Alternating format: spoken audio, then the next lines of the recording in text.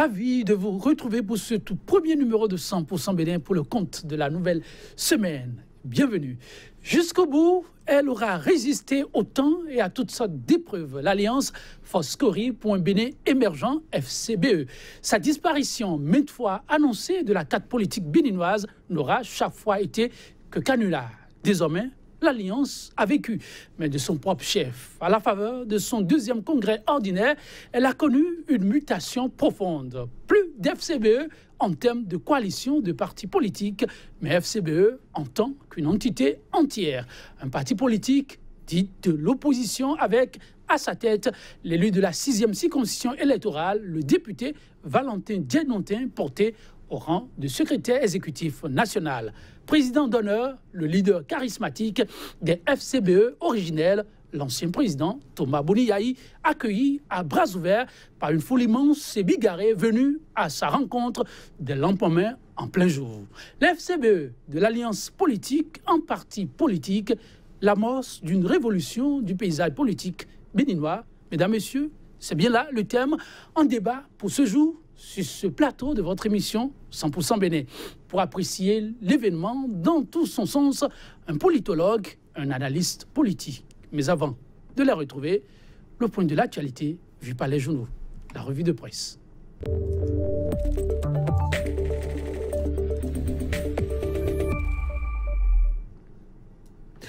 La une des journaux, c'est avec Kodjovi Ametonou, déjà prêt à nous livrer le point de sa moisson. Kodjovi Ametonou, bonjour. Bonjour Joël Tondi, bonjour également à nos amis téléspectateurs et bon début de semaine à chacun. Merci beaucoup Kodjovi Ametonou. J'imagine la une est passée un peu par où je suis passé. Je veux parler de ce qui fait le menu de 100% Bénin du jour. Le congrès, le deuxième ordinaire des FCBE. Tout à fait, Joël Tondi. C'est bien sûr ce qui a fait la manchette de beaucoup de canards. Mais sans oublier également la perturbation de l'administration du fait donc des mouvements de débrayage qui s'observent. En dépit de la rencontre partenaires sociaux de l'État. Vous aurez l'occasion de le constater à travers la une. On vous laisse le plateau. Merci donc à vous, Joël Tondi. On démarre avec le quotidien Actu Express de Médéric François Gongo qui met donc en grand titre deuxième congrès ordinaire de l'Alliance nationale FCBE. L'apothéose, tout un dossier donc a été consacré à cette manifestation et puis exacerbation de la crise sociale. La conséquence évidente de la ruse de l'exécutif quotidien. La boussole FCBE, de la manière la plus belle, la messe a été dite à Parakou. Le choix de Amadou Issifou pour la conquête de la 8e pour le PLP sans l'épi, pas d'élection en 2019. La dépêche, deuxième congrès ordinaire de Foscori pour un Bénin émergent. Le coup de Parakou, les conseils de Boniyahi à Patrice Talon et puis rencontre du chef de l'État avec les centrales syndicales. Le secrétaire général de la CSTB dénonce la manipulation du compte-rendu des échanges. La nouvelle tribune, deuxième congrès FCBE, l'Alliance renaît de ses cendres, comeback réussi pour Boniyahi, la pré-campagne 2019 lancée, lit donc le discours du représentant du PLP. L'Afrique en marche cette fois, deuxième congrès Foscori pour un Bénin émergent. Yahi Talon, c'est du blanc bonnet, bonnet blanc. Si rien n'est fait, on passera du coma donc à la mort, tacle l'ancien chef de l'État. Le confrère de la matinée, message de Sébastien Germain Javon au congrès des Foscori pour un Bénin émergent. Les discours sans conviction ne sauraient remplacer les actions pour un peuple dépossédé et affamé. Congrès ordinaire des FCBE. L'honorable Valentin Djenontin prend les commandes du nouveau parti. Le nouvel observateur, message de Sébastien Javon à l'occasion du deuxième congrès de FCBE. Nous sommes au bord du gouffre. Et puis, deuxième congrès constitutif des FCBE, le congrès de la maturité, constate le quotidien. Matin libre cette fois, suite à leur congrès de Parakou. Les FCBE, désormais un parti national structureux. Le retour triomphal de Yahi, Talon, Boudé, Umbedi, hué, les leçons à tirer pour la rupture. Et puis, quotidien, nouvelle mutation. Deuxième congrès ordinaire de la coalition des Foscori pour un Bénin émergent. Le retour officiel de Boniyahi sur la scène politique. Djenontin, nouveau secrétaire exécutif national du parti FCBE. Média, Joël Tondi, méthode de gestion des crises sous la rupture, les ministres en pâture, Talon en super-héros, les leçons d'humilité du coach Poyon et puis mutation de l'Alliance FCBE en parti politique. Yahi sauve son héritage politique. Dianotin aux commandes. Et puis, hier sur l'émission 90 minutes pour convaincre de l'ORTB, Noël Chadaré démolit Patrice Talon. La grève des travailleurs se poursuit, Joël Tonji. Merci à vous, Kodjovi. Ah, maintenant, j'ai bien envie de faire mon arrêt sur un fait politique, mais il y a un fait aussi très préoccupant. Il s'agit de l'éducation des enfants. La grève se poursuit. Les parents s'attendaient à toute chose qu'à ça. Tout à fait, surtout avec la rencontre qui a eu lieu entre le chef de l'État et les partenaires sociaux. On devrait quand même croire à un dégel dans le secteur donc, de l'éducation tout au moins, puisque aussi au niveau de la justice, si les greffiers continuent, c'est vrai, les magistrats ont déjà arrêté. Mais figurez-vous, avec ce que nous avons entendu à la une de ces quotidiens tout à l'heure, les responsables syndicaux ne sont pas contents du traitement qui a été fait, donc des échanges qu'il y a eu au cours de cette rencontre avec le chef de l'État. Oui, si le chef, le secrétaire général de la CGTP, par exemple, parle d'une manipulation du compte rendu donc, de cette séance, c'est bien sûr qu'effectivement, il y a quelque chose qui a été fait. C'est la CSTB, oui. La CGTB, je vais parler de Kassa Mampo, qui estime qu'il y a eu une manipulation donc, du compte rendu donc, de cette séance. C'est bien sûr qu'il y a quelque chose qui se cache. Alors, mais nous avons suivi les propos du chef de l'État. À la sortie, les syndicalistes ont estimé que c'est franc, mais qui n'ont véritablement pas avancé dans les négociations. On parle de la libération du détenu Laurent Métoyon, que les syndicalistes considèrent comme d'abord un responsable syndical et un détenu politique, ce que le chef de l'État n'entend pas de cette oreille. Il y a le capitaine Tréco, dont la réhabilitation également est posée comme condition sine qua non pour qu'il y ait des gels, mais malheureusement, ce n'est pas le cas. Alors, donc, si on s'entraîne donc à ces développements, et que le secrétaire général parle aujourd'hui de manipulation donc de compte rendu, eh bien, Joël n'attendait pas à ce qui est de la calmie de sitôt. Merci à vous, Kodjovi Ametono. Il paraît que le temps est complètement parti. Bien dommage, on se retrouve carrément demain. Mesdames, Messieurs, à demain pour d'autres présentations de la une des journaux. À très vite.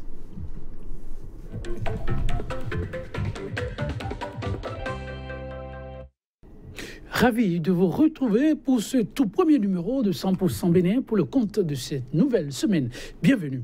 Jusqu'au bout, elle aura résisté au temps et à toutes sortes d'épreuves. L'Alliance Foscori pour un Bénin émergent FCBE. Sa disparition, maintes fois annoncée de la carte politique béninoise, n'aura chaque fois été que canular. Désormais, l'Alliance a vécu, mais de son propre chef. À la faveur de son deuxième congrès ordinaire, elle a connu une mutation profonde. Plus d'FCBE en termes de coalition de partis politiques, mais FCBE en tant qu'une entité entière. Un parti politique dit d'opposition, avec à sa tête l'élu de la 6e circonscription électorale, le député Valentin Dianotin, porté au rang de secrétaire exécutif national. Président d'honneur, le leader charismatique des FCBE originels, l'ancien président Thomas Boniaï, accueilli à bras ouverts par une foule immense et bigarrée venue à sa rencontre des lampes en main en plein jour.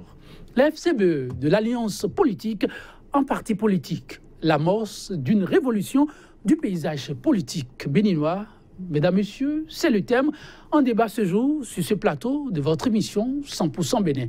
Pour l'instant débat, je reçois pour vous Adebayo Chakran, professeur à l'université d'Abomey Calavi. Il est politologue.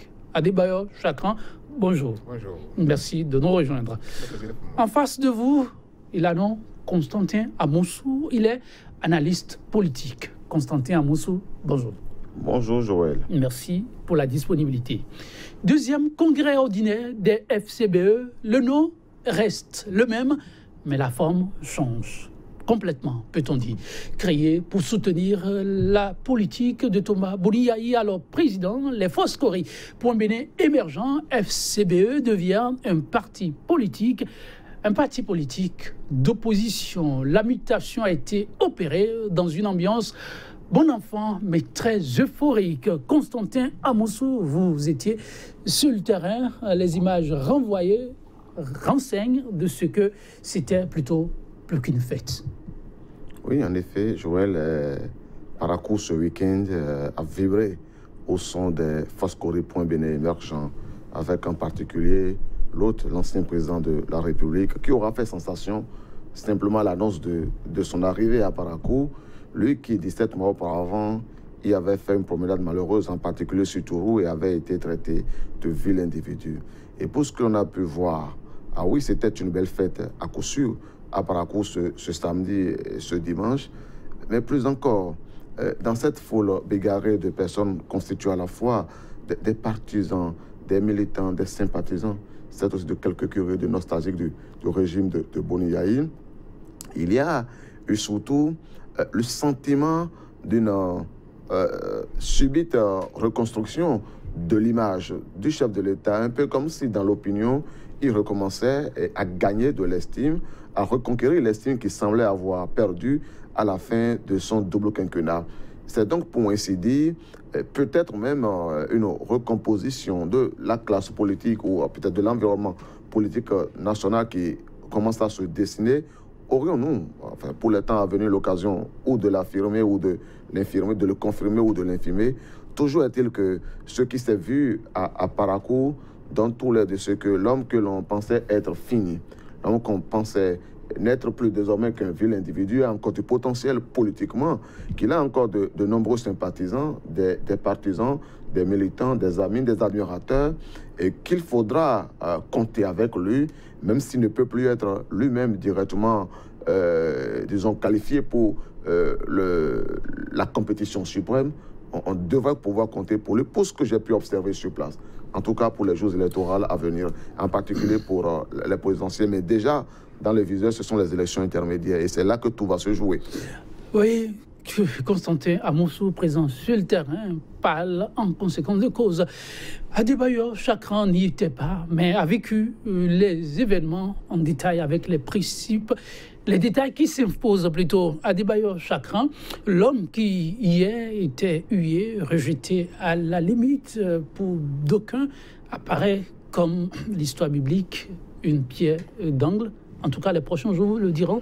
Mais ce qui a été vécu, il paraît un peu extraordinaire pour certains. Écoutez, quand vous voulez faire donc des analyses politiques, il faut tenir compte du contexte. Il a été hué quand? Il a été humilié quand? À la fin de son mandat, la plupart du temps. Et qu'au moment où, justement, les indices économiques étaient, on peut dire ainsi, chaotiques, catastrophiques, au moment où, justement, le peuple ne sentait pas un Yahi Boni de 2006 en pleine forme, capable de poursuivre une réforme conséquente. Alors, 2 ans sont passés. Il a pris temps de repos. Il a eu le temps d'observer la scène politique nationale. Et je crois que le peuple a compris enfin que Yahi Boni, qu'on avait eu, qui était qualifié de vil individu, comme le dit tout à l'heure mon co-débatteur, était un homme de la situation.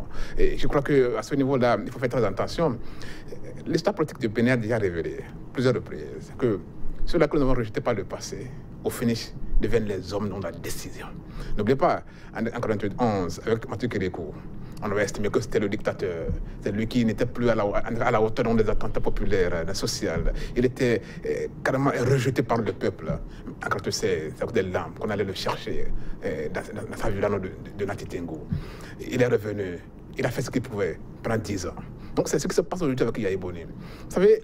Mais Chakran, vous l'avez dit tout à l'heure, le contexte compte pour beaucoup. Oui. Le contexte de Kérékou, au contexte Yahi, est-ce qu'on peut se permettre de faire vraiment la comparaison? Je ne voudrais quand même pas faire une comparaison aussi objective ou un peu scientifique.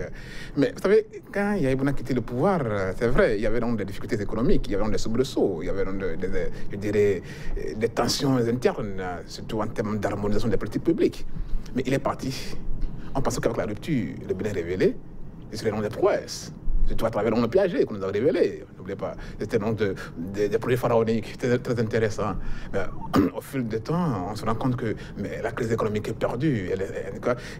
Le Béninois aujourd'hui, le Béninois n'arrive pas à jouir convenablement de ses efforts. C'est-à-dire qu'à la tête du pouvoir, quelque chose ne va pas. Les réformes, en tout cas, qui ont été engagées par le gouvernement actuel, n'ont pas, en tout cas, porté leurs fruits. Donc, par conséquent, Yahi Boni qui était hué, était applaudi par le peuple béninois.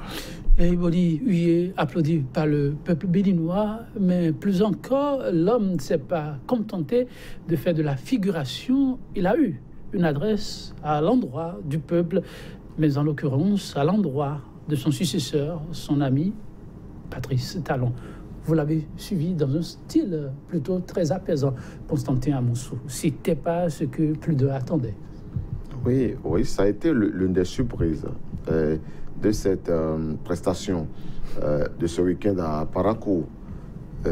Tout le monde s'attendait à voir un Yaya Boni qui monterait sur ses grands chevaux en saisissant l'opportunité qui lui était offerte par le gratin d'hommes politiques présents, le discours tenu par les hommes politiques, la situation économique, sociale, politique décrite est catastrophique par les hommes politiques qui étaient présents et donc en conséquence en profiter pour régler les comptes en bonne et due forme avec son successeur. Or, il prend tout le monde à contre-pied et on le voit dans un discours qui apaise, qui chérit, qui de façon insistante, persistante et parfois agaçante rappelait que le président de la République, qui est son ami, il insistait là-dessus, devrait écouter ses concitoyens de plus en plus, rappelle qu'on devrait se montrer clément vis-à-vis de lui parce qu'il n'est pas facile de diriger un pays. Et donc, l'on n'a pas pu voir le Boni Yayi revanchard que l'on a pu espérer voir en regardant le contexte, en regardant surtout, disons, la guéguerre Patrice Talon des dernières années de Boni Yayi, mais surtout en regardant le traitement qu'il subit lui-même de temps à autre par les tirs chargés, par les tirs croisés des supporters, des partisans de la rupture qui, 2 ans après, semblent ne pas toujours être guéris, disons, de l'influence de Boni Yayi, au point où, pour justifier, disons, les difficultés qu'ils semblent avoir à concrétiser leur projet de société, en tout cas leur programmation du gouvernement, arrivent toujours à regarder dans le rétroviseur, comme si les difficultés, là, c'est toute impossibilité pour eux d'avancer, se résumer à ce qu'aurait été le bilan de Boni Yayi. On a entendu dire qu'ils ont hérité d'un pays saccagé, fragilisé, et en maître de la caisse à résonance, maître Adrien Roumbedi a saisi l'opportunité de la cérémonie de présentation de vœux au chef de l'État en janvier dernier pour le rappeler. Mais là, aujourd'hui, ce que l'on a pu observer, la leçon que l'on peut tirer, c'est d'avoir sur lui-même, pour l'avoir dit en son temps, Boni Yayi, que le boubou blanc qu'il a porté, qu'il a revêtu, de voir quelqu'un d'autre le revêtir aujourd'hui, en dépit de ce qu'il pourrait y avoir de désaccords politiques entre eux, en dépit de ce qu'il pourrait y avoir de mécontentement généralisé, lui, il avait le devoir de prendre de la hauteur et surtout de n'être pas à son tour à jeter de l'huile rouge dans le boubou blanc, même s'il ne rêvait plus de le porter, par le respect dû à l'institution, parce que lui, il l'avait porté avant lui. C'est un peu comme cela que j'ai pu lire avec surprise tout de même le discours apaisant du chef de l'État. À Débailleur Chakran, Boni Yayi aura surpris plus d'un dans l'adresse qui a été la sienne. Beaucoup le voyaient sur un autre champ, mais c'est l'homme qui est apparu comme l'homme plutôt de la réconciliation. En tout cas, l'apaisement, c'était le maître mot qu'on pouvait lire dans chacun des mots apposés. D'abord, je dirais c'est un bon style politique. Un bon style politique. Donc c'était un animal politique qui intervenait. Écoutez, donc il fait cette analyse-là. Je veux savoir. Ah, mais écoutez, je vais expliquer. Vous savez, c'est un homme de pouvoir, c'est un homme d'État. Quelqu'un qui pendant 10 ans a exercé le pouvoir, qui connaît les réalités du pouvoir, qui connaît les rois du pouvoir. Et aujourd'hui, ça peut dire ici, il est en train de vivre sa retraite politique. Ça peut dire ainsi. Donc il connaît vraiment. Il a su identifier sa politique à travers la connaissance approfondie de la société béninoise. Donc il a tenu un temps conciliateur. Et c'est ça un bon stratège. Lorsque vous êtes à la retraite, vous devenez un sage. Nous parlons des réalités africaines. Quand on est un sage, quels que soient les remous, quels que soient les soubresauts, vous tenez toujours un ton conciliateur. Vous dites que, attention, même si dans la maison, le feu brûle, on peut trouver des issues pour en tout cas, calmer ce feu-là, pour éteindre ce feu-là. Donc, Yaya Boni, ici, à mon humble avis, a fait preuve d'un bon stratège, d'un grand politique, de celui-là qui aime ce pays et qui est prêt toujours à se sacrifier, quel que soit le prix. Au-delà de ces mots, il fait un appel. Il fait un appel à le chef d'État qu'il demande d'essayer d'aller au dialogue. Écoutez, cher ami journaliste, M. Joël, vous savez, nous sommes dans un pays démocratique. Et c'est le peuple qui a le pouvoir. Si vous n'écoutez pas ce peuple-là, si vous l'ignorez, si vous n'écoutez pas en tout cas ce que dit l'opinion publique, c'est fondamental quand on fait une analyse politique. Le rôle de l'opinion publique, j'insiste là-dessus, il est fondamental ce rôle-là. C'est que si vous ignorez alors l'opinion publique, ce que disent les gens, ceux qui vous ont porté au pouvoir, vous ne pouvez en aucun cas exercer ce pouvoir-là dans la transparence. Même si ce qu'ils disent, chacun est en contradiction avec le rêve que vous nourrissez pour eux. Mais vous nourrissez un rêve. Mais ce rêve doit être compatible en tout cas aux exigences internes. Écoutez, on ne gouverne pas en tout cas dans le désordre. Quand vous gouvernez un pays, il faut que vous ayez une itinéraire, une boussole, une orientation, une conviction, une idéologie qui doit répondre absolument aux exigences internes. Alors, si vous gouvernez et que vous ne tenez pas compte donc, de ces rouages-là, de ce carnaval-là, c'est normal que le peuple vous interpelle. Et je crois que Ibn a su prendre les choses par les mains en disant à son ami, Salon, comme il l'appelle affectueusement, d'écouter le peuple, ce peuple-là qu'il a élu, ce peuple-là qui lui a fait confiance en avril 2016. Comme à de pareilles sorties, de pareilles rencontres, parlant du Congrès, bon nombre de partis politiques ont essayé de faire le déplacement de Parakou Constantin Amoussou au nombre des acteurs politiques ayant su faire le déplacement, lequel aura fondamentalement retenu votre attention. Il sera difficile d'en relever un plutôt qu'un autre, que ce soit le discours de l'honorable Issa Salifou Saleh, le discours de Amadou Issifou, l'honorable de l'Alliance Solaire, lui aussi, et que ce soit le discours du représentant de l'EAD Vinayon Soglo, Joël Godonou pour ne pas le désigner, le discours du représentant du président Sébastien Adjavon, M. Véran, Awantiré, toutes les interventions dans l'ensemble ont saisi, ont retenu l'attention de l'assistance, à telle enseigne que très régulièrement, elles ont été entrecoupées par les applaudissements de la foule. Mais il faut quand même devoir la vérité, de rappeler qu'il y a quand même eu, de façon particulière, une chose qui n'a manqué de retenir l'attention de personne. C'est quoi, le discours quand même du jeune Cécile Adjevi, du Parti pour la Libération du Peuple, qui d'ailleurs ne sort pas régulièrement, enfin, je veux dire lui, parce que généralement c'est le président du parti qu'on a pu voir en scène, M. Léon Ngoubadi, mais pour l'occasion empêché, représenté par M. Cécile Adjevi, qui a si bien porté son discours à telle enseigne que, alors même que le temps était serré, que tout le monde était pressé d'écouter Boni Yahi, lui il vient et il passe un discours qui fait peut-être 4 fois, peut-être 5 fois la durée du discours tenu par tous les autres. Mais à plusieurs reprises, les gens se sont levés pour l'applaudir. Mais plus encore, quand il a fini de dire le dernier mot de ce discours, les gens ont commencé à crier « Bissé, Bissé, Bissé ». Et c'est la première fois un spectacle. Or, vous savez que pour l'occasion, les artistes étaient nombreux à être là, qui n'ont pu avoir l'occasion de faire leurs prestations, qui ont dû sacrifier leurs prestations parce qu'il n'y a même pas 1 millimètre par lequel se faufiler pour arriver jusqu'au podium, lui-même pris d'assaut par l'assistance très forte, par une foule mobilisée, par les dames, par les femmes qui criaient dans l'assistance, qui défiaient le cordon sécuritaire pour dire « Laissons-nous le toucher, c'est notre mari ». C'était émouvant d'avoir vu tout cela. Et donc, pour Parakou, oui, l'ensemble des hommes qui se sont déplacés pour représenter leur formation politique, pour délivrer un discours, ont pu marquer l'assistance de façon fort favorable. Et ça n'aura été peut-être même que Boni Yahi lui-même, qui parfois semblait les agacer en voulant chérir, en voulant caresser dans le sens du poil de temps en le sens des poils de temps à autre le président de la République. Mais on a pu expliquer le contexte et donc stratégiquement dire qu'il n'avait plus besoin, lui, et c'est peut-être comme cela qu'il faut le lire aussi, de tirer sur un corbillard. Parce qu'avant que Boni Yahi ne soit monté au pupitre, je pense que le régime de la rupture avait été à ce point tabassé qu'il serait quasiment criminel, cynique, de lui asséner davantage de coups. Il était malmené, il était tabassé, il était atterré. À telle enseigne que l'on s'est senti presque déjà dans l'ambiance euphorique d'une campagne électorale 2019 en vue, à telle enseigne que l'on peut déjà se faire une idée de ce qui pourrait être la bérésina qui va être subie par le régime de la rupture, en tout cas dans certaines régions du pays, parce qu'il faut circonscrire géographiquement aussi.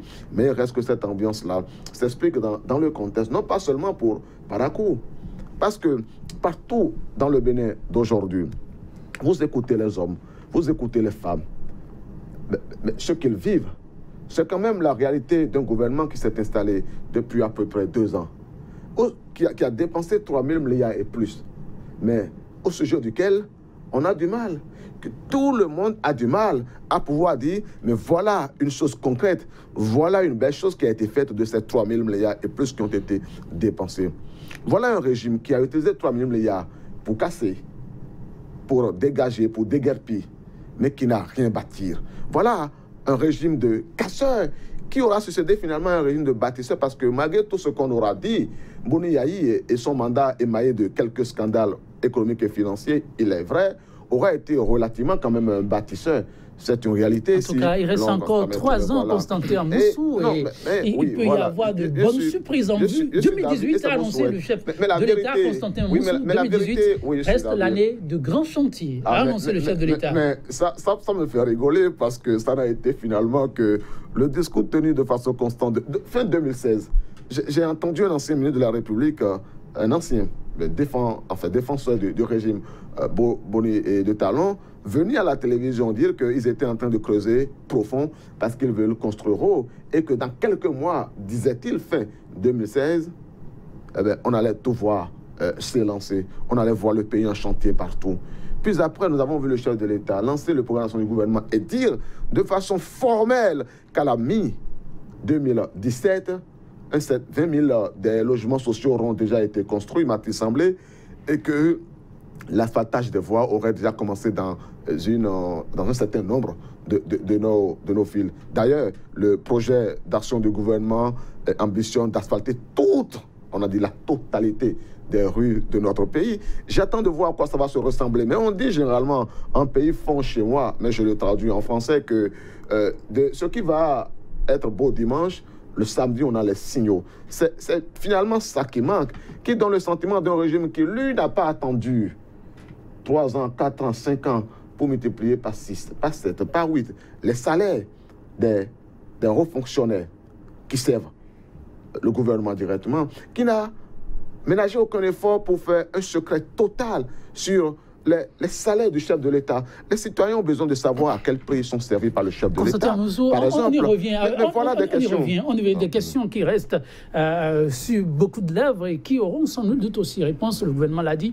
On ne pourra pas répondre à tout, mais on fera en sorte que le peuple soit informé de ce qui se passe à des bailleurs Chakran. Ils étaient nombreux à défilé ce jour-là du Congrès, le 2e des FCBE et acteurs politiques accompagnant le régime au pouvoir et ceux se disant de tout temps de l'opposition. Il y a des discours qui ne sont pas passés inaperçus. Lequel aurait fondamentalement retenu, vous, votre attention? Écoutez, moi, je ne voudrais quand même pas, comme mon co-débatteur a ciblé un acteur politique concret. J'ai fait une analyse, en tout cas générale. Oh oui, englobante. Oui, vous savez, les différentes communications que nous avons suivies, écoutées, témoignent encore une fois, je le dis tantôt, du contexte que nous vivons actuellement dans le pays. Le contexte social, le contexte économique, qui n'est pas du tout réalisant. Qu'il vous souvienne que le président Patrice Talon est venu au pouvoir par la force d'une coalition aussi. Qu'il a porté au pouvoir.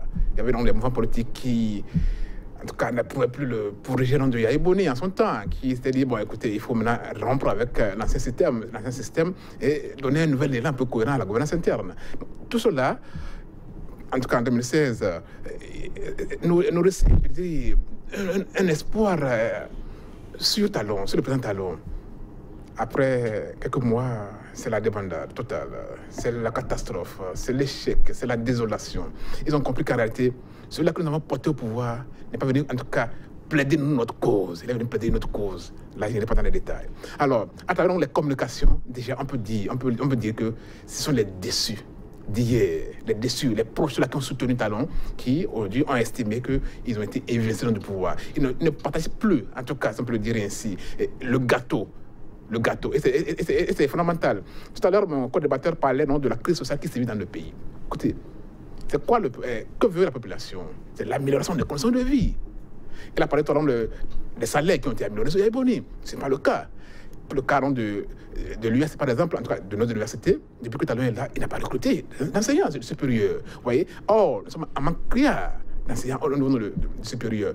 Voilà autant de facteurs, justement. Ça va venir, ne vous en faites pas. En tout cas, on l'espère vivement. En tout cas, ce sont autant de facteurs, justement, qui, aujourd'hui, ont meublé les communications de ces politiciens-là. ils ont tenu des discours, des communications, des interventions qui sont totalement en commun accord, si on peut dire ainsi, avec l'environnement actuel qui prévaut dans le pays. Il faudrait justement qu'à travers cette communication, nous lisons maintenant le concret. Si le président, Patrice Talon, un bon président, comme le dit Yahya Boni, a su écouter en tout cas ces politiciens, ils pourront en tout cas changer de stratégie et revoir un peu la carte pour mieux gouverner notre pays, le Bénin. Mieux gouverner notre pays, le Bénin. En tout cas, les FCBE prennent le pari d'apporter désormais leur touche pour la construction d'un Bénin véritablement révélé. Et pour cette mission, il a nom Valentin Djenontin Agossou, porté par ses pairs à la tête du dit parti. Valentin Djenontin Agossou, pour quelle mission? Il a essayé de donner les orientations qu'il pense imprimer désormais à ce parti pour que le mieux vivre soit partagé par tous. Constantin Amonsou, Valentin Djenontin, c'est l'homme qui a su avoir la confiance du grand nombre. Pensez-vous que ça reste quand même un choix judicieux? Bon, il faut les amener sur plusieurs paramètres. Déjà, il reste quand même l'un de ces députés qui sont demeurés fidèles au Fascori Point Bénin émergent et en conséquence au président, à l'ancien président Thomas Boni-Yayi, dans un environnement socio-économique où la plupart des acteurs politiques de la veille, des députés, des maires, des conseillers communaux, des délégués de quartier se sont rangés du côté, comme on dit, aller à l'arrivée du chef de l'État pour, disons, s'abreuver. Tout à l'heure, M. Chakran a parlé du partage du gâteau. Oui, c'est une expression que je n'aime pas beaucoup. Parce que quand on l'exprime ainsi, on peut donner le sentiment que la République s'apparenterait à un grand gâteau auquel chacun aspire, non pas dans l'expression de, disons, de produire, de concrétiser par soi-même sa contribution à la richesse nationale et ensuite s'attendre tout logiquement à la prospérité partagée. Au point où, quelquefois, quand cette notion est utilisée, on a le sentiment que certaines personnes seraient en désaccord avec le régime parce qu'elles n'auraient pas eu des rétributions directes, disons des dividendes de leur prise de participation à la conquête du pouvoir. En tout cas, il ne m'a pas semblé que ça a toujours été le cas pour tout le monde. Et dans le contexte actuel, pour ce qui concerne le terrain que nous déblayons, c'est cette incapacité finalement du régime en place à régler les problèmes politiques, mais à décider d'acheter des élus, les grands électeurs comme il dit, qui a créé un tel environnement qu'il n'est resté finalement pour Boni-Yayi que enfin pour l'opposition, comme par peau de chagrin, quelques élus, quelques rares élus, parmi lesquels l'honorable Djenontin, qui de façon constante a quand même participé à l'animation de la vie politique en faveur de l'opposition. En conséquence, il n'était pas surprenant qu'il soit parmi les favoris, et c'était déjà dit dans les coulisses, pour porter le flambeau au nom des forces Corée pour un Bénin émergent. C'est la première lecture qu'il faut en faire. La deuxième, c'est quand même que généralement, le parti ou l'alliance FCBE, quand bien même elle est hétéroclite, quand bien même elle a des élus partout dans le pays, en raison de l'origine régionale de son chef, a souvent été perçu comme le parti du Nord. Certains ont dénoncé certains régionalismes, enfin à tort ou peut-être à raison, durant le régime de Boni-Yayi. Et donc, en remplaçant le vieux Azatassou, il était important que l'on ne fasse porter son chapeau qu'à un autre du Sud, pour ne pas donner le sentiment que le parti, disons, se repositionnerait dans son fief, dans ce qui apparaissait comme son fief, entendu déjà que le Congrès ne se tenait pas dans le Sud et se tenait dans un melting pot, certes, mais un melting politique quand même du nord du pays, dans le septentrion, donc à Parakou. Donc voilà un deuxième aspect qui permet de lire ça. Et quant au reste, c'est-à-dire à sa capacité à tenir le parti et à tenir ses défis du futur, il reste à voir. Djenontin ne donnait pas cher de sa peau quand il a été fait ministre de la Culture. On pensait qu'il ne serait là que pour... Bon, on reviendra sur les défis avec votre émission. Pour voilà. Amonsou, j'ai bien envie d'écouter Adebayo Chakran. Oui, Valentin Djenontin pour un choix et un poste aussi stratégique, vraiment venu à propos d'une élection comme celle-là. Écoutez, lorsque je regarde les interventions de M. Djenontin, je suis toujours sidéré positivement. Vous savez pourquoi? Non. Elle dit qu'il est objectif. Valentin Dianontin? C'est sa loyauté au président Bouridiaï qui lui a volé ce prix-là aujourd'hui. C'est quelqu'un qui n'a jamais marchandé ses propos. Il a démontré plusieurs fois qu'il n'est pas marchandable, monnayable. Il a démontré qu'il est un homme de parole. Et c'est fondamental. Nous sommes en Afrique, après tout. La parole donnée. Il a su donner sa parole. Et a su la garder. Il a travaillé aux côtés de Yaya Boni pendant 10 ans. Il le connaît. Il connaît ses failles, en tout cas ses failles. Il connaît ses forces. Il a su travailler avec lui et a cerné, bien évidemment, le bien fondé de l'homme même. C'est-à-dire que sa capacité à réunir. Aujourd'hui, qu'il soit positionné, en tout cas, à ce poste-là, moi, il dit que c'est mérité. Regardez ses interventions au Parlement. Il n'a jamais caché son point de vue. Il a bien suivi plusieurs fois sur les plateaux de télévision. C'est un homme qui, vous savez, quels que soient les débats, quelles que soient les difficultés, quelle que soit l'ampleur des événements, a su s'identifier positivement dans une logique concrète. Ce qui m'a en tout cas le plus marqué dans l'événement de Parakou, c'est cette mutation-là de l'alliance FCBE au parti politique FCBE. Vous savez, il faudrait que nous partions des fonctions cardinales d'un parti politique. Allez-y. Fonction de recrutement. Toi, je vais expliquer chacune des fonctions. La fonction d'intégration, la fonction de communication et la fonction de l'influence de la conquête du pouvoir. Dans une dynamique d'alliance, où la base juridique n'est pas bien cernée, on ne peut quand même pas atteindre ces fonctions-là, ces objectifs-là. Mais lorsque vous avez un parti politique, régi par un code bien déterminé, régi par, je dirais, des bases juridiques bien définies, je crois qu'on peut atteindre facilement ces fonctions-là, c'est-à-dire que impacter, ou du moins conquérir le pouvoir. Et c'est là, je crois que la mission qui est assignée maintenant à M. Guénotin, qui d'ailleurs, je le répète, a su travailler aux côtés de Yaya Boni, qui connaît bien évidemment les rôles du pouvoir et qui peut sans doute, avec l'équipe dirigeante aujourd'hui, travailler pour qu'en 2021, pourquoi pas, un des éléments de FCBE revienne au pouvoir. Oh oui, pourquoi pas, ce n'est pas perdu. Et bien là, le grand défi, un défi parmi tant d'autres, vous en parliez tantôt, Constantin Amonsou, la mission assignée à l'homme, ces défis avec lui, un certain nombre de leaders des forces courriers émergents. Oui, je disais qu'on ne donnait pas, en tout cas moi, je ne donnais pas cher de la peau de Dianontin quand il était quasiment sorti de l'ombre et qu'il était fait ministre de la Culture en 2011. Puis nous l'avons vu traverser de part en part l'ensemble du quinquennat et chaque fois monter, disons graduellement, dans l'échelle autour de Bouridiaï. Et donc, le sentiment que l'on a globalement, c'est quand même le sentiment d'une personne en qui le chef de l'État fait confiance, c'est une chose qui compte, mais c'est surtout le sentiment d'une personne qui arrive à s'adapter aux situations et à tirer son épingle du jeu.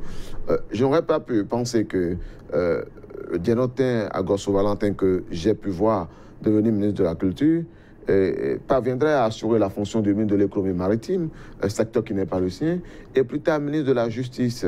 Bon gré malgré cependant, n'avoir pas été singulièrement pire que les ministres qu'on a vus avant et ceux qu'on voit après, y compris maintenant.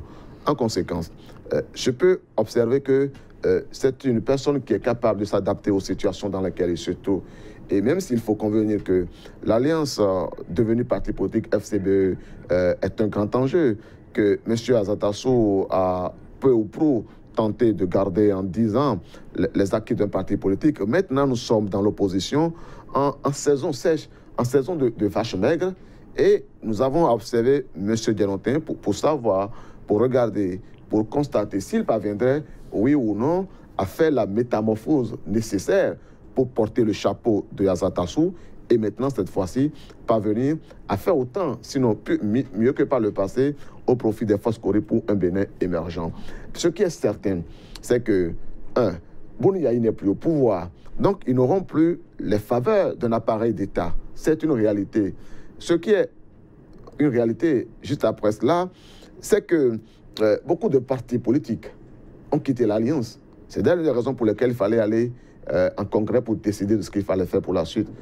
Ce qui est certain, en troisième lieu, c'est que beaucoup de personnalités politiques faites par le parti ou qui ont des moyens dans le parti sont réorientés vers de nouvelles rives. Donc, quand on est arrivé en ce moment et que l'on prend la succession et l'héritage d'un parti politique comme celui-là, il faut remarquer que l'enjeu est très fort. Dans un environnement surtout où on a senti quand même une volonté très claire. Et c'est la chose la plus importante à Parakou, de mon point de vue, de la part des congressistes d'avoir voulu très nettement signaler leur positionnement idéologique. Et nous avons été surpris. Moi, j'étais surpris lorsque, après une journée d'animation politique où on l'a vu, non seulement passer, délivrer sa communication au Congrès sur la place Tabera, mais ensuite faire une petite tournée de la ville pour rencontrer les populations dans un bain de foule, nous avons été surpris de voir Boni Yahi surgir à 23h à la salle où se tenaient les travaux en atelier et rester jusqu'à presque 2h du matin pour entretenir les congressistes sur l'orientation qu'ils souhaitaient pour son parti politique. Et ça, ils ont beaucoup insisté là-dessus. Les FCBE ont voulu se distinguer et dire désormais qu'ils sont un parti progressiste. Et d'ailleurs, ça a été l'un des plus grands débats plus tard, parce qu'après le retranchement du chef de l'État, les travaux ont permis de découvrir que le nom qui était proposé pour l'alliance dissoute et pour le parti, non, pour le parti qui allait se reconstituer sur les cendres du parti dissous, de l'alliance dissoute, c'est Parti progressiste du peuple, ce qui fait PPP. Quelqu'un s'est d'ailleurs amusé à dire que ça signifie partenariat public-privé et qu'on ne s'amuserait pas à faire appeler le parti partenariat public-privé. Donc, il y a eu plus de 3 heures de débat chaud dans la salle pour dire non, on maintient le nom FCBE, mais on précise très clairement que ce qui, c'est vrai, hier était un parti de masse, parce que c'était un fourre-tout, parce que toute personne opportuniste, parce que toute association politique opportuniste venait se greffer pour aller capter les opportunités liées au pouvoir, devient aujourd'hui un parti politique très clairement qui définit sa ligne idéologique, qui définit sa mission, mais qui surtout s'affirme comme un parti en opposition au régime. Oui, FCBE, parti d'opposition, c'est un fait, il faudra faire désormais avec. Il en sera ainsi pour un bon moment, peut-être très longtemps. Adebayo Chakran, là-dessus, quel pourra être désormais le gain pour le débat politique national? D'abord, comme le disait mon co-débatteur, c'est un parti qui renaît, on peut le dire ainsi, après quelques mois de léthargie. C'est vrai, il y a Boni qui a pris de recul, est revenu en force. Il est devenu l'homme de la situation. Et son apparition dans la salle, donc, lorsque les gens étaient en plénière, vient galvaniser encore cette troupe. C'est-à-dire qu'on lit en lui, justement, un homme qui a une vision prospective. Alors, l'homme ne fera pas de la figuration. Ah mais écoutez, non, moi je ne pense pas. Vous savez, dans l'échiquier politique national, on a déjà assisté à plusieurs scènes du genre. N'oubliez pas avec la RB, pas le passé. Moi je crois qu'aujourd'hui, ce nouveau parti-là, si on peut l'appeler ainsi, vient à point nommé. Pourquoi? D'abord, vous voyez, il y a des échéances qui sont là en vue. Il y a les législatives, il y a les communales et les présidentielles. Donc, le comité qui est mis sur place aujourd'hui aura une tâche vraiment lourde. Faire en sorte que les brebis perdues reviennent à la cage. C'est fondamental. Deuxième aspect, concilier. Essayer, comme on le dit souvent, de penser les plaies du passé.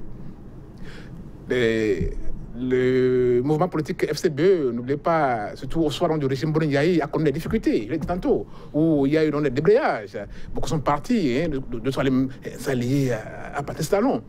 Leur objectif fondamental, c'est faire en sorte que cela revienne, pour qu'ensemble, ils militent pour une cause commune. Et une fois, il a tantôt dit, lorsque maintenant, ils sont dans un creuset de partis politiques, il y a maintenant une vision qui est bien déterminée. Alors, il revient maintenant à M. Dienotin et son équipe de faire en sorte que la feuille de route qui sera tracée soit respectée à la lettre.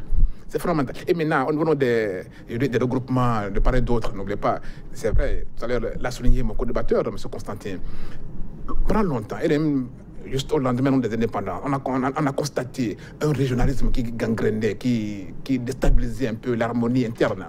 Aujourd'hui, même si le vieux adaptation n'est plus là, on a encore pris un homme du Sud. Ça veut dire quoi? Que le parti n'est plus concentré entre les maisons des nordistes. Et c'est un parti maintenant rassembleur, un parti qui a maintenant d'ambition nationale, d'envergure nationale, un parti qui veut maintenant conquérir le pouvoir absolu en tenant compte évidemment des forces des filles et des fils à travers leur opinion, à travers, je dirais, leur position. La cause de l'ultime, c'est conquérir le pouvoir. C'est faire en sorte que les peuples à la base puissent se sentir maintenant, en tout cas, concernés par la cause, en tout cas par la chose nationale. Vous savez, tout à l'heure, Constantin parlait des grands électeurs. Dans les grandes démocraties, oui, on peut peut-être dire que, ah oui, ce facteur-là peut s'impacter aujourd'hui au Bénin. Mais je crois que à l'aller où vont les choses, c'est un peu... Ce n'est pas certain. J'explique pourquoi. Vous savez, l'opinion publique béninoise est aujourd'hui totalement consciente, mature. Par le passé, on disait, mais non, écoutez, le peuple est analphabète, oui, le peuple n'est pas totalement mature en termes de démocratie. Oui, aujourd'hui, même si le peuple n'est pas totalement mature, le peuple est conscient que l'avenir est en jeu. C'est la patrie qui est en jeu. Donc, M. Guérantin va essayer donc de capter, si on peut le dire ainsi, ces initiatives-là à la base pour maintenant remodeler, en tout cas, l'arsenal maintenant, donc FCBE, pour qu'en 2021, justement, en tout cas, comme je l'ai dit tantôt, un élément proche de Bouniaï revienne au pouvoir. Oui, Yagoun ne va pas revenir pour des raisons constitutionnelles, mais son nombre plane positivement aujourd'hui sur l'échiquier politique national. Et à ce niveau-là, le parti FCBE que dirige M. Guérantin maintenant va impacter sans doute l'opinion publique qui va se décider en son temps. Au nombre de ceux-là qui figurent au sein de ce bureau, il y a une figure que beaucoup ont attendue, mais beaucoup n'ont pas vue, pour un certain nombre de raisons, mais son nom figure en bonne place. Je veux parler du jeune, comme il l'appelle affectueusement, Sepe Komikoutié, Constantin Ambosso. Oui, j'avoue que quelques jours avant la tenue de ce congrès de Parakou, on lisait tellement de choses sur les réseaux sociaux au sujet de sa probable présence au congrès qu'on se demandait si finalement la surprise de ce congrès ne serait pas non seulement la présence de Komikoutié, mais peut-être même sa désignation pour porter le parti et pour porter la tête du parti, pour être porté à la tête du parti. Et ça a été peut-être une petite surprise, en tout cas confirmée, mais dans un contexte qui se comprend, de ne pas l'avoir vu à ce congrès. Mais quand on analyse très bien comment les choses se constituent, pour dire la vérité, j'ai le sentiment que Guérantin apparaît comme le Jean-Baptiste qui est arrivé pour baliser le chemin pour le vrai, en réalité, patron des FCBE voulu par Bouniaï, donc finalement celui qui portera les couleurs du parti aux élections en 2021. Parce que regardez, oui, Komikoutié n'est pas présent au Congrès, mais il est dans le bureau exécutif national et il est deuxième secrétaire exécutif national. Il y a des signes qui ne trompent pas. Il n'était pas présent. Mais c'est comme s'il était présent d'esprit. Mais c'est comme s'il était présent par son âme. C'est comme s'il était présent dans le cœur de ceux qui étaient là, qui peut-être comprennent pour quelle raison il n'a pas pu être présent. C'est une chose. Mais la deuxième chose, juste après ça, c'est d'observer qu'il y a à peu près, comme par hasard, 3 ans jour pour jour, pour ne pas devoir célébrer les noces de Froment, Monsieur Komikoutié, qui n'assurait officiellement aucune fonction au sein de FCBE, avait été par la volonté du chef de l'État, celui qui, le 14 février 2015, avait dirigé les travaux du congrès des FCBE au palais, enfin, précisément au palais des congrès, le congrès extraordinaire des FCBE qui se tenait au palais des congrès en 2013. Et on a pu d'ailleurs entrevoir en ce moment-là, alors qu'il aurait 39 ans plus un peu, qu'il était envisageable soit candidat aux élections présidentielles. Dans un environnement d'embrouillamini, ce projet a dû être rangé. En 2021, M. Komikoutié n'aurait plus 39 ans plus un peu, il aurait eu plus de 40 ans, et il n'est pas exclu que, passant déjà en 2019 au détour des élections législatives, se faisant élire, qu'ils aillent en congrès extraordinaire, qu'ils prennent maintenant la tête du parti et qu'en tant que président du parti, il soit le candidat porté. C'est ce que moi je lis, en réalité. Adebayor Chakran, oui, ce qui s'est joué, il faut avoir de la finesse pour pouvoir aller à un décryptage approfondi, surprise pour surprise. Le secrétaire exécutif national se trouve bien être Guérantin sur S. Le prophète Jean-Baptiste, qui serait en train de baliser le terrain. En tout cas, on s'est rendu compte que le premier secrétaire, ah non, l'ancien ministre de la Défense, ce n'est pas anodin, Théophile Yarou, très discret, mais percutant à ce qu'il paraît. Et en deuxième position, Komikoutié, qui lui n'était pas sur le terrain. C'était le seul à ne pas être sur le terrain, mais à occuper une place très stratégique. Ah, mais s'il a occupé une place très stratégique, vous l'avez dit, monsieur le journaliste, c'est que les choses évoluent dans le bon sens. Vous savez, c'est une stratégie de communication. C'est une stratégie de communication. Oui, il est à l'extérieur. les gens organisent un congrès à Parakou et on mettait son nom, un poste stratégique. Ce n'est pas un fait du hasard. Pas du hasard. C'est pas du hasard. En géopolitique, soyons très méfiants, surtout dans les analyses. Vous savez, c'est vrai, quand j'ai lu en tout cas le communiqué final de ce rassemblement à Parakou, je me suis dit, si on était dans les pays, dans les grands pays où on parlait des primaires, peut-être Couture aurait un peu de difficultés, parce qu'il ne peut pas faire le consentement, le consensus à l'interne. Mais ce n'est pas le jeu, ce n'est pas le cas en tout cas au Bénin. Et nous savons pourquoi il n'est pas là. Je vais quand même parler dans les détails. Nous savons très bien qui le parraine. C'est l'ombre de président Bouni Yaye. Et s'il a occupé ce poste stratégique, je crois que ce n'est pas un fait d'hasard, c'est-à-dire qu'il y a une main invisible de Pierre, dans le cas de l'ex-Pierre, le président Bouni Yaye. Alors, aux échéances prochaines, il n'est pas exclu, comme l'a dit tout à l'heure M. Constantin, que constitue seulement un Jean-Baptiste qui sont venus maintenant baliser les voies. Mais ça va très bien. N'oubliez pas que M. Koumi Koutié, quand il est venu en 2016-2017, il est entré au pays, il a tenu une conférence de presse où il s'est exprimé. Et déjà en son temps, moi je lisais le potentiel candidat, le vrai représentant de FCBE. Déjà en ce moment? Mais écoute, à travers le contenu en tout cas de sa conférence, à travers le contenu de sa communication, on lit un homme qui essaie de développer une certaine neutralité. Donc vous n'avez pas vu l'ancien agentier? Non, écoutez... Mais c'est un monsieur qui voit être trop loin. Très loin d'ailleurs. À travers les analyses, les données statistiques qu'il a avancées, on sent qu'il maîtrise bien assez de dossiers. Et il a pu, en tout cas à travers cette conférence de presse, prendre de revers, en tout cas le gouvernement, et estimer que le gouvernement ne fait pas beaucoup pour, en tout cas, combler le vide de Yaye Boni. Mais je crois que, comme écoutez aussi, aujourd'hui est bien parti pour peut-être parrainer ce parti-là. Et un fait me revient en tête, vous savez. Et ça va être en même temps votre mot de la fin pour l'émission. En 2006, quand Yaye Boni venait au pouvoir, quand il a mis le comité de direction de campagne, le feu, personne Ahmed Akobi était le directeur adjoint de campagne. Mais au finish, il a occupé le poste. C'est une stratégie de campagne. Il a occupé le poste stratégique du cabinet, de la présidence. Donc, si aujourd'hui, comme Koutié, en tout cas, occupe le poste de secrétaire adjoint, c'est aussi une stratégie pour dire que, attention, notre flambeau. Il faut conclure sur quel mot très rapidement? Pour dire que, en tout cas, je crois que ce qui s'est passé à Parakou interpelle le gouvernement, interpelle le peuple béninois, que les enjeux sont non de taille et ensemble, nous devons bâtir le Bénin. Ensemble pour bâtir le Bénin, à Adébáyọ̀ Chakran, Constantin Amoussou. Quelques secondes. Oui, moi je voudrais bien dire pour rappeler que le témoignage que nous faisons dans le cadre de cette émission ne consiste pas à faire de nous les partisans d'un homme ou d'un parti politique, mais que l'essentiel, c'est d'avoir présenté les faits tels qu'ils sont. Et pour ce que j'ai pu voir à Parakou, j'attends de voir prochainement à Cotonou, de voir à Calavi, de voir à Bomé, de voir un pays à Kony. Et dans toutes ces zones de notre pays, Bouni Yaye reste très populaire pour ce que j'ai vu, même dans le passé récent. Il n'est pas exclu qu'il fasse une apparition qui confirme les tendances que l'on a pu voir à Parakou. Et donc, en ce moment, nous serons déjà en mesure d'apprécier que le quinquennat unique de Patrice Talon était d'aller à son terme et à lui de préparer sa retraite et avec lui ses éléments pour bien longtemps.